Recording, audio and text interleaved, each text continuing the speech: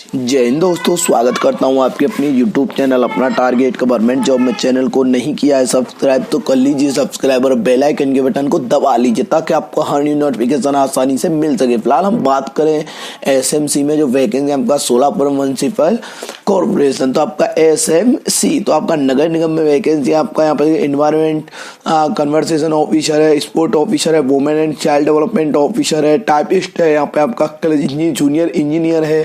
तो 226 पोस्ट दी गई हैं। 10 नवंबर से 30 नवंबर तक आपके फॉर्म जो है भरे जाएंगे। 10th वाले 12th वाले डिग्री PG डिप्लोमा सभी के लिए इसमें वैकेंसी 18 से 38 साल यहाँ पे एज लिमिट मांगी गई है। एप्लीकेशन फीस की बात करें तो जनरल के लिए 1000 रुपये है, OBC अदर बाकी सबके लिए 900 रुपये।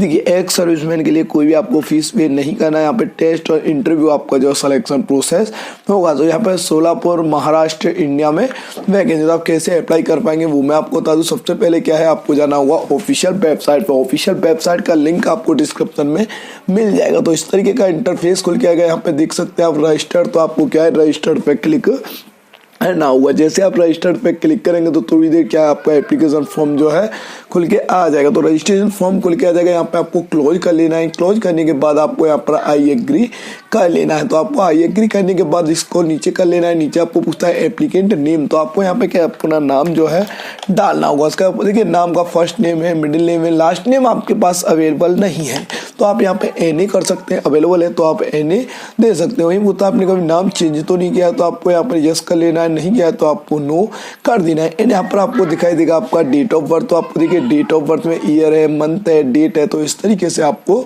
लिखना होगा। लिखने के बाद आपको जेंडर डाल देना है, मेल है या फीमेल है। एंड यहाँ पर दिखाई देगा मोबाइल नंबर डाल देना है। एंड कन्फर्म मोबाइल नंबर करना है। कन्फर्म करना आपको दोबारा डालना होगा। उसका कोई अल्टरनेटिव नंबर अवेलेबल है तो वो भी आप दे सकते हैं। वहीं आपका दिखाई देगा ईमेल ID, तो आपको अपना ईमेल ID डाल देना है। एंड ईमेल ID को कन्फर्म करना होगा। कन्फर्म करने के बाद आपको नीचे दिखाई देगा आपका 10th का रोल नंबर, तो रोल नंबर डाल देंगे। किस ईयर में मंथ में पास किया है वो यहाँ पर आपको फिल करना होगा। तो देखिए यहाँ पे आपको कोई भी गलती नहीं करना है। तो आप गलती करेंगे तो आपके लिए प्रॉब्लम क्रिएट हो जाएगा। तो ऐसा न करें जिससे आपके लिए प्रॉब्लम क्रिएट हो जाए। वहीं आपको यहाँ पर पूछता है एग्जाम सेंटर, तो 3 एग्जाम सेंटर आपके लिए दिए गए हैं। तो जो आपको एग्जाम सेंटर 3 अच्छे लगते हैं वो 3 सेंटर आप अपने डाल सकते हैं। एंड यहाँ पर आपको क्लिक कर लेना है एंड जनरेट OTP कर देना। तो आपके मोबाइल और ईमेल पर OTP आ जाएगा। OTP डालने के बाद वेरीफाई करेंगे एंड आई एग्री कर लेना है। कैप्चा कोड डालने के बाद रीवेरीफाई कर लेना है। एंड नाम है, डेट ऑफ बर्थ है, मोबाइल नंबर है, ईमेल ID है, सारी चीज वेरीफाई करने के बाद आपको सबमिट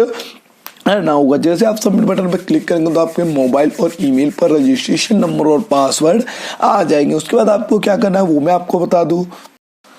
उसके बाद क्या आपको यहाँ पर दिखाई देगा पोस्ट सिलेक्शन, तो पोस्ट सिलेक्शन पे क्लिक कर लेना है एंड सिलेक्ट और फिल्टर क्राइटेरिया करना होगा। किस पोस्ट के लिए आप आवेदन कर रहे हैं वो पोस्ट यहाँ पर आपको डाल देनी है। तो आप पोस्ट डालेंगे तो आप इसी तरीके से अपना फॉर्म जो है भर पाएंगे। यहाँ पे आपको प्लस पे क्लिक कर लेना है। प्लस पे क्लिक करेंगे तो आपका जो है एप्लीकेशन फॉर्म खुल के आ जाएगा। अभी तक क्या आपका रजिस्ट्रेशन हुआ था एप्लीकेशन फॉर्म, तो अभी आपका बाकी है। तो आप कैसे जो है भर पाएंगे वो मैं आपको यहाँ पर सारी डिटेल बताऊंगा। किस पोस्ट के लिए आप आवेदन कर रहे हैं पहले तो वो पोस्ट आपको सिलेक्ट करनी होगी। देखिए यहाँ पे आपको सिलेक्ट कर लेनी है। एंड यहाँ पर पूछता है आपको यहाँ पे सारी डिटेल जो है एक बार देख लेना है आपने सही भरी है कि कोई गलती तो नहीं है। नेशनलिटी आपको सिलेक्ट कर लेना है। पूछता है महाराष्ट्र का डोमिसाइल है आपके पास या नहीं है, तो वो आपको डालना होगा। उसका पूछता है महाराष्ट्र से आपको जो है 15 साल से ऊपर हो गया आपको महाराष्ट्र में रहते हुए, तो वो आपको यस कर लेना है। नहीं तो आपको नो कर लेना है। किस कैटेगरी से बिलोंग करते हैं वो कैटेगरी यहाँ पर आपको डालनी होगी। जनरल, OBC, SC, ST वो कैटेगरी यहाँ पर आपको सिलेक्ट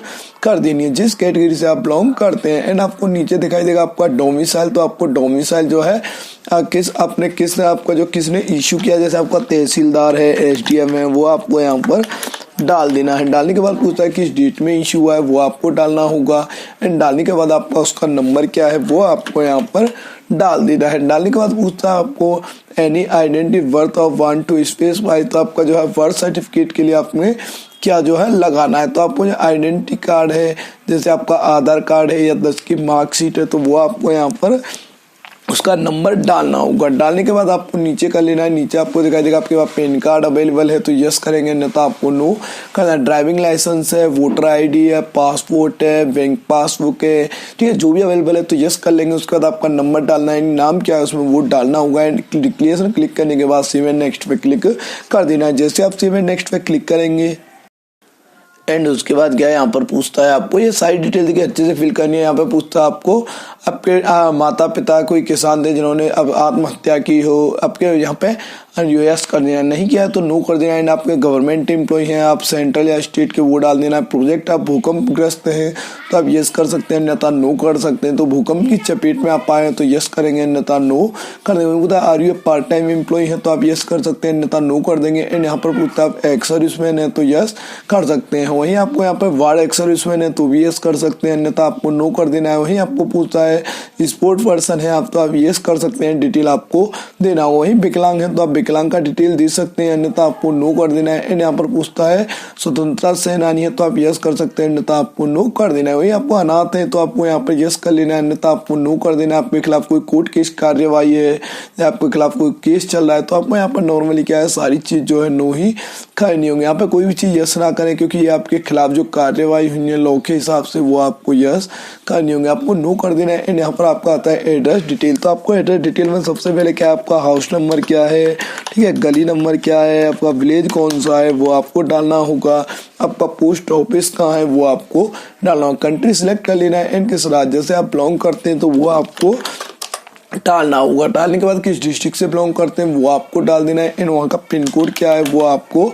डालना होगा। एंड पूछा permanent and present address same है तो सेम करेंगे, अलग अलग है तो अलग अलग भी कर सकते हैं। करस्पॉन्डिंग एड्रेस है आपका, करस्पॉन्डेंस एड्रेस है, वहीं आपका परमानेंट एड्रेस है, सेम है तो सेम कर देंगे, अलग अलग है तो आपको नो कर देना है। एंड आपको डिटेल देनी है। उसका आता है लैंग्वेज आती है आपको मराठी तो आपको यहाँ पे यस कर लेना है, नहीं आता है तो आप नो कर देंगे। उसका पूछता आपने 10th पास किस बोर्ड से किया है, ठीक है, वो डालना होगा, किस इंस्टीट्यूट से पास किया है, ठीक है, मार्क्स है या सीजीपी है वो आपको डालना होगा। यहाँ पे पूछता आपका percent and total marks and offline तो परसेंटेज ऑटो कैलकुलेट होके आ जाएगा। वहीं आपको इसी तरीके से 12th का है तो 12th का भी रिकॉर्ड आपको इसी तरीके से फिल करना, किस बोर्ड से है किस इंस्टीट्यूट से है वो आपको डाल देना है, परसेंटेज है या सीजीपी है वो आपको फिल करना होगा। वहीं आपका ऑफलाइन कितना है एंड टोटल मार्क्स क्या है वो आपको डाल देना है, किस ईयर में आपने पास किया था वो आपको फिल करना होगा। तो देखिए यहाँ पे सारी डिटेल अच्छे से फिल करनी है। वहीं आपका आता है ग्रेजुएशन है, डिप्लोमा है, आपके पास क्या अवेलेबल है वो डिटेल यहाँ पर आपको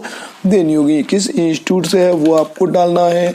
एंड आपका परसेंटेज है सीजीपी है वो आपको डालना होगा। एंड ऑफ्टन कितना था वो आपको डाल देना है और टोटल मार्क्स डाल देंगे, किस ईयर एंड मंथ में आपने पास किया है वो डिटेल यहाँ पर आपको फिल करनी होगी। तो देखिए यहाँ पे आपको सारी डिटेल इसी तरीके से अच्छे से फिल करनी है। करने के बाद आपके पास ग्रेजुएशन भी अवेलेबल है तो आप यहाँ पे बीई इलेक्ट्रिकल से है या कुछ और भी है तो वो भी आप अपना दे सकते हैं। तो यहाँ पे आपको देखिए मैं बता देता हूँ जैसा कि हर पोस्ट के लिए अलग अलग क्वालिफिकेशन दिया हुआ है तो हर पोस्ट के लिए अलग अलग तरीके से अप्लाई कर पाएंगे। तो आपको यहाँ पे कोई भी टेंशन लेने की आवश्यकता नहीं है। तो आपको क्या है नॉर्मली आपको ये सारी डिटेल अच्छे से फिल करनी होगी। यहाँ पे आपका हो गया एंड नीचे आपको फिर क्लिक कर लेना है। उसका कोई और क्वालिफिकेशन एमई इलेक्ट्रिकल है या कोई और भी है, आपके पास एक्सपीरियंस अवेलेबल है तो किस ऑर्गेनाइजेशन में किस पद पे कब से कब तक किया है वो आप अपनी डिटेल दे सकते हैं। नहीं तो आपको सेव एंड नेक्स्ट पे क्लिक कर लेना है। यहाँ पे पूछता है आपको पासपोर्ट साइज फोटोग्राफ, तो आपको पासपोर्ट साइज फोटोग्राफ चाहे तो आप अपलोड कर सकते हैं, कैप्चर भी